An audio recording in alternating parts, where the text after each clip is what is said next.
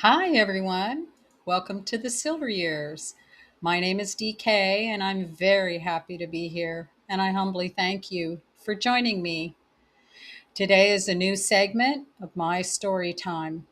My story time is where I tell my story as a way to counter the ever changing official narrative of history, his story.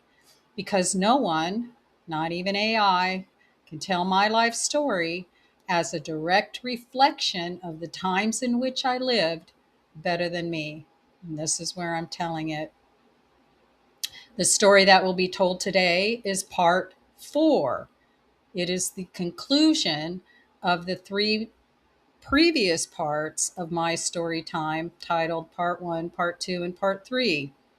This is not a standalone video, and watching parts one, two, and three in sequential order is required viewing in order to understand this video and to not take things out of context or make incorrect assumptions, which is important. Links to parts one, two, and three will be in the description box below, and I'll include a link above here as well for part one for the beginning. That being said, this continuation takes place between around 1975. It takes place around 1975 in Huntington Beach, California, when I was a young teenager. As I mentioned in my previous videos, this is about how I met my first husband, how it came about, and how it came together. This is a four-part saga, and all parts should be viewed in sequential order. I said this in the beginning and I'll say it here again. I've realized that it's time to tell this old story as I experienced it and clear up any misunderstandings, if they exist, for those impacted. It's also time to give energetic closure to these old stories. Closure offers healing, and you need to reveal to heal. These are things I have rarely spoken about in 50 years, but for whatever the reason, I feel compelled to speak my truth now as I experienced it as best I can, warts and all. And by the way, me telling my story from my perspective is in no way meant to disparage or attack anyone. This was my experience, period. Sweeping it under the rug with silence serves no purpose anymore except to perpetuate generational trauma, and I can no longer be complicit in that. Take it or leave it, it matters not to me, and it changes nothing. If me telling this helps even one person, then it's all good. Now, I ended part three where my mother had found out that I was pregnant and was determined to change the course of events that she felt would ruin my life. I was 16 years old. My mother had, long by this time, moved her Chinese psychiatrist boyfriend into the house, and Mabel was taking good care of my sisters while still depending on me for certain things. As I said in part one, Mabel did not like the man my mother had brought into the house, but she managed to work around his presence as best she could. Mabel did, however, have a rapport with Little Beta, and Little Beta was no longer allowed at our house or even near our house, for that matter, after the pregnancy became known. My mother had only one solution for me, and that was to terminate the pregnancy. Now, historically, this option was not an option 19 years earlier when my mother's secret had been born. My mother had to be sent away and hidden, and the child was placed in Mom Kreck's home, my grandmother's home, through the adoption channel. And my brother was told, of course, his entire life that he was adopted until he reached adulthood and insisted on knowing who his blood family was, therefore bringing the secret out into the light. Only some of the secret, anyway, much to my brother's chagrin. The option of terminating a pregnancy had only become a legal option a few years before, and my mother had every intention of making sure that I used that option. She told me cruel things about me, my baby, its father, and my future, trying to convince me that that was my only option. She said horrible, hurtful things to me that I see no point in ever repeating. When that didn't have the effect she was hoping for, she tried bribery. She promised to send me on a trip to visit my good girlfriends who had moved to Oklahoma. That was a no go. Then she promised me a Stanford education if I complied. I was told she had always planned for me to go to Stanford, and yet this was the first I'd ever heard about it. Could I have qualified to go to Stanford? Yes, probably.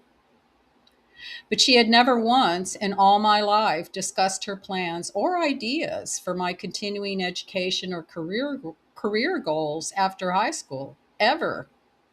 No one had ever even asked me as a child, and mind you, I was still a child, what I wanted to be when I grow up. And going to college wasn't even on my radar because it was never discussed as an option. And now I'm being promised an elite education so long as I terminate a life. My mother was also on the rampage about filing charges against little Beta for statutory rape. Little Beta was losing influence in the situation and was desperate to get to me. He was freaking out. I decided that I needed some space to think, away from the pressure of and agendas of my mother and little Beta, who was getting obsessive. So I chose to go to my father's house in Tustin, where he lived with his new wife and her mother, who was staying with them. My stepmother's mother was an old country woman from Ohio. We called her Muzz, and Muzz was very calm and comforting to be around, very non-judgmental. She was just lovely. Now, it's important to remember that my self-serving father had worked hard most of his life to convince me that he was the good guy in my life, that he would be there for me. And here I was because he said he'd be there for me. My father was what he was, but what he wasn't was unintelligent. Where he really came up short was in the emotional development. They say that the day an alcoholic takes its first drink is the day their emotional body becomes stunted and ceases to mature. My father was highly intelligent, but he had the emotional maturity of a 15-year-old boy without knowing it. He thought very highly of his intellect and his studied psychological skills, and he did study them. And frankly, these were very useful skills to have when one was an alcoholic and an addict and had things to hide. In other words, my father knew how to manipulate others through the use of NLP, neuro linguistic programming, and other mind control techniques and mental trickery. Growing up, I didn't get it, even though I could feel it in my body when he was trying to manipulate me with his words. I chose to trust his words and not my feelings, to my detriment. I made this mistake many times, in fact. After leaving Montana as an adult in the late 1990s, I finally saw through it and watched him in action. It was almost scary how good he was. Anyway, little Beta desperately began sniffing around my father's house as soon as he learned of my relocation, but I told him he needed to go away until I decided what I wanted to do. That freaked him out too. I felt at the time I had only two options. I either terminate the pregnancy or I get married in order to have the baby in a protected way. Terminating the pregnancy was never an option for me, even if it was the only option my mother had given me. I wanted to have my baby. I had already connected energetically with the life I had growing within me, and there was no way I would have ended that voluntarily. Full stop. The part that troubled me was the marriage part. Had my mother been even remotely supportive, I would never have married little Beta. That is a fact. That is a fact I never told anyone. I could see things at that point that made me not want to marry him. I saw unsavory signs even then. But more than that, I didn't love him. I cared about him, but I didn't have a love connection with him. And I knew going in that marrying him would be a compromise on so many levels. But I was going to have to make it work because what I also knew was that if I married him, I would have the support of his family, and so would my child, because they were thrilled at the prospect of a grandchild.